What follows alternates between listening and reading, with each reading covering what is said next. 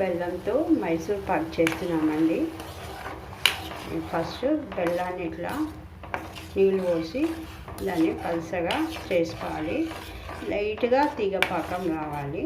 ఇది ఇందులో కరిగిపోవాలి మొత్తము. చూస్తున్నారు కదా, ఈ కప్పుతో తీసుకున్నానండి బెల్లము. ఒక కప్పు శనగపిండి. చూస్తున్నారు కదా, బెల్లం మొత్తం కరిగిపోయి మనకు లైట్గా తీగపాకు వస్తుంది. ఇప్పుడు మనము ఈ కప్పు బేసన్ వేసేయాలి.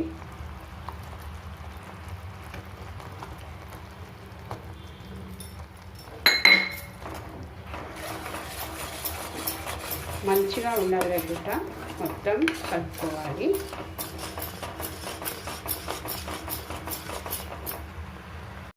ఇట్లా ఈ కప్పుతో 2 కప్పుల నూనె ఇది ఒక సైడ్ వేడి పెట్టుకోవాలి. వేడి నూనె ఇప్పుడు మనము ఇందులో కొంచెం పోస్తూ కలుపుకోవాలి. చూస్తున్నారు కదా, ఇది మొత్తం ఉండలు లేకుండా కలిపేసుకున్నాము. ఇప్పుడు వేడి నూనె ఇందులో కొంచెం పోసుకుంటూ ఉండాలి.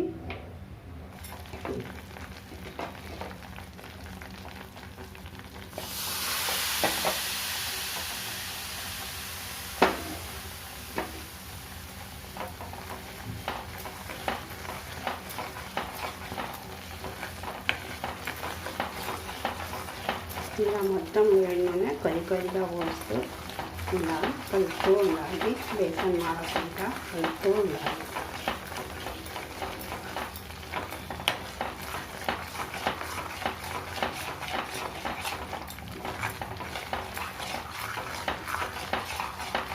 ఇది మొత్తం మన కడాయికి అంటుకోకుండా వచ్చేదాకా కలుపుతూ ఉండాలి. ఇలా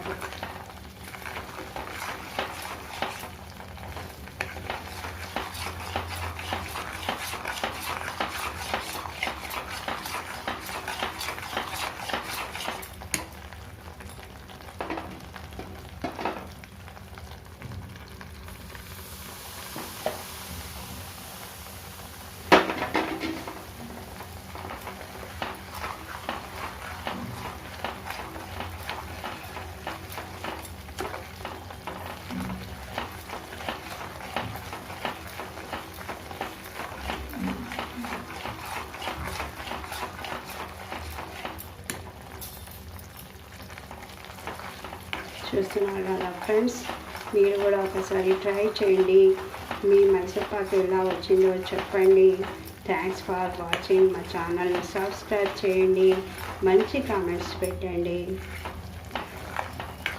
ఇప్పుడు మనం మైసూర్ పాక్ వేసుకుందాం.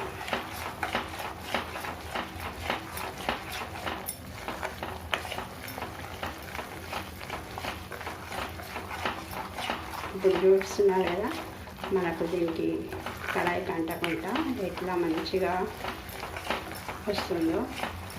మనం వేసిన బేసన్ బెల్లంతో తయారు చేస్తున్నాము. మనం కావాలంటే చక్కెరతో కూడా తయారు చేసుకోవచ్చు, మన ఇష్టము. కాకపోతే నేను బెల్లంతో తయారు చేస్తున్నాను, హెల్త్కి మంచిదని. కదా, మన మైసూర్ పాక్ మంచిగా కలర్ వచ్చి మంచిగా రెడీ అయింది. కాకపోతే తీస్తే ఎలా ఉంటుందో చూడాలి. తీసాక కూడా చూపిస్తాను.